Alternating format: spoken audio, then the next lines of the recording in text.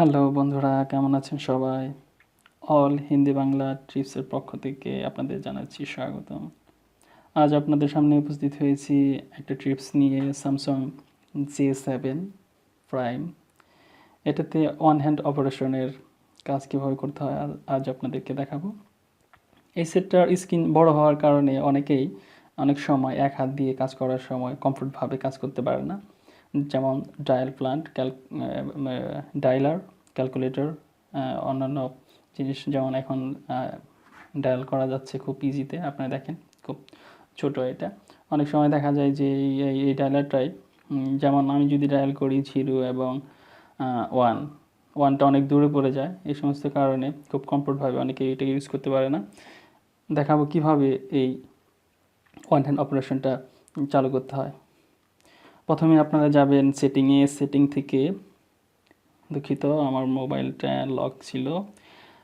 Setting থেকে আপনারা খুঁজে বার করবেন। সেটিং অপশনে যাওয়ার পর অ্যাডভান্স ফিচারে চলে যাবেন।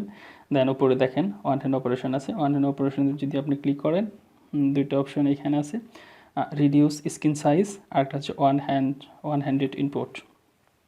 তো যদি আপনাকে এটা অফ করে দেন তাহলে এই বড় স্ক্রিনে চলে যাবে এবং ছোটো স্ক্রিনে, এটা আমি আগে থেকে করে রাখছিলাম আপনাদেরকে দেখাবো বলে। আপনি এটাকে এভাবে অন করে দিবেন এবং রিডিউস স্ক্রিনটা এভাবে অন করে দিবেন। দেন আপনি কি সুবিধাটা পাবেন, এখন কোনো কারণবশত দেখা গেল যে আপনি কোনো সময় আপনার এক হাত দিয়ে কাজ করতে করার দরকার হচ্ছে, তখন আপনি ইজিলি এটা দিয়ে কাজ করতে পারবেন।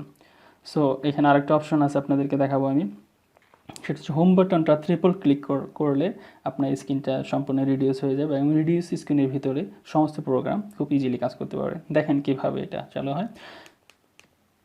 আপনি ট্রিপল ক্লিক করার সাথে সাথেই স্ক্রিনগুলো ছোটো হয়ে গেলো এবং এটার ভিতরে সমস্ত প্রোগ্রাম সেই নর্মাল প্রোগ্রামের স্ক্রিনের মতোই কাজ করবে।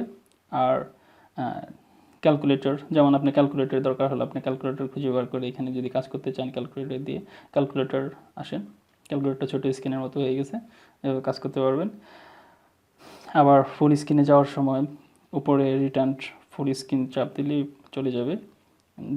ডায়ালারে যদি যান তাহলে যারা লেফট হ্যান্ডার আছে, যারা বাম হাত দিয়ে কাজ করে, তারা এদিকে এটাকে নিয়ে দিবেন।